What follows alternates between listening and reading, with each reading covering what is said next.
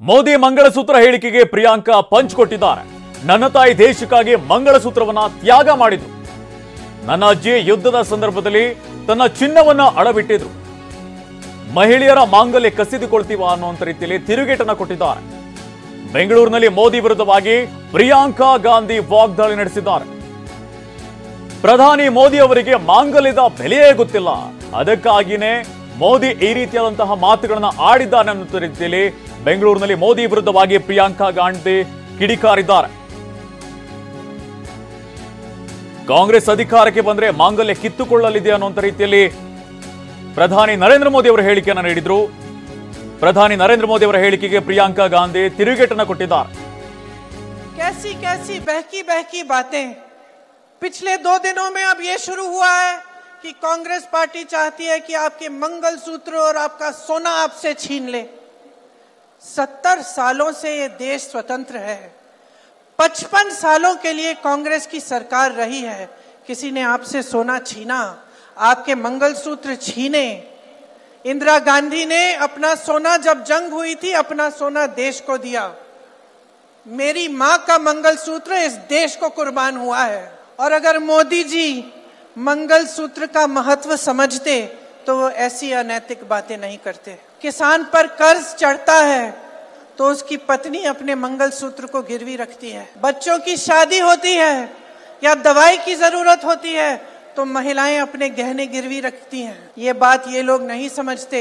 और इसका प्रमाण ये है कि जब नोटबंदी हुई और महिलाओं की बचत इन्होंने ली, इन्होंने कहा कि बैंकों में पहुंचाओ, तब मोदी जी कहां थे?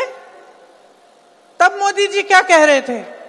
ले रहे थे आपसे। जब देश में उन्होंने कहा कि कल से लॉकडाउन हो जाएगा और सारे मजदूर पूरे देश भर से, बेंगलोर से भी, यूपी, बिहार, अलग अलग जगहों में पैदल निकले क्योंकि इन्होंने ट्रेनें बंद कर दी, बस बंद कर दी। तब जब खाना नहीं मिल रहा था शहरों में, जब कोई चारा नहीं था, तो महिलाओं ने अपने गहने, अपनी बचत गिरवी रखी। तब मोदी जी कहां थे? किसान आंदोलन हुआ, 600 किसान शहीद हुए, उनकी विधवाओं के मंगलसूत्र के बारे में सोचा मोदी जी ने? मणिपुर में एक जवान की बीवी को का वस्त्र हरण करके पूरे देश के सामने चलाया, मोदी जी चुप थे, कुछ नहीं बोले, उसके मंगलसूत्र के बारे में नहीं सोचा उन्होंने। और आज चुनाव के लिए, वोटों के लिए महिलाओं को ऐसी बातें कर रहे हैं, डरा रहे हैं ताकि डर के वो वोट दें। शर्म आनी चाहिए उनको, शर्म आनी चाहिए। अगर इस देश की महिलाओं के मंगलसूत्र की परवाह होती तो उनके बेटों को आप रोजगार दिलवाते, तो महंगाई कम करते, छात्रों को शिक्षा की सुविधा देते, देश की बेटियों को अपने पैरों पे खड़े होने का काम कराते। आप तय करिए, ये आपका चुनाव है। कितने चुनाव हिंदू मुस्लिम, हिंदू मुस्लिम, हिंदू मुस्लिम करके आप लड़वाएंगे? आप तय करिए। और आप क्या ये चुनाव महंगाई, बेरोजगारी, शिक्षा, स्वास्थ्य पे नहीं लड़ाना चाहते? आप तय करिए, आपको कैसी राजनीति चाहिए? नैतिक राजनीति कि नाटक की राजनीति? सत्ता की राजनीति कि सत्य की राजनीति? परोपकार चाहिए आपको या अहंकार चाहिए?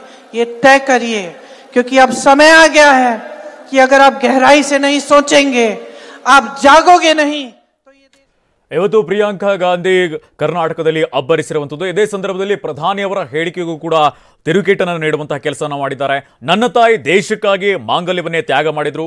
ಮಹಿಳೆಯರ ಮನಸ್ಸಿನಲ್ಲಿರುವಂತಹ ಸೇವಾ ಭಾವನೆ ಬಿಜೆಪಿಗೆ ಅರ್ಥ ಆಗೋದಿಲ್ಲ ಅನ್ನೋ ರೀತಿಯಲ್ಲೂ ಕೂಡ ಕಿಡಿಕಾರಿರುವಂತಹ ಕೆಲಸವನ್ನು ಮಾಡಿದ್ದಾರೆ. ಹಾಗೆಯೇ ಬಿಜೆಪಿ ಭಾವನಾತ್ಮಕ ವಿಚಾರವನ್ನು ಮುಂದಿಟ್ಟು ರಾಜಕೀಯನ ಮಾಡ್ತಾ ಇದೆ.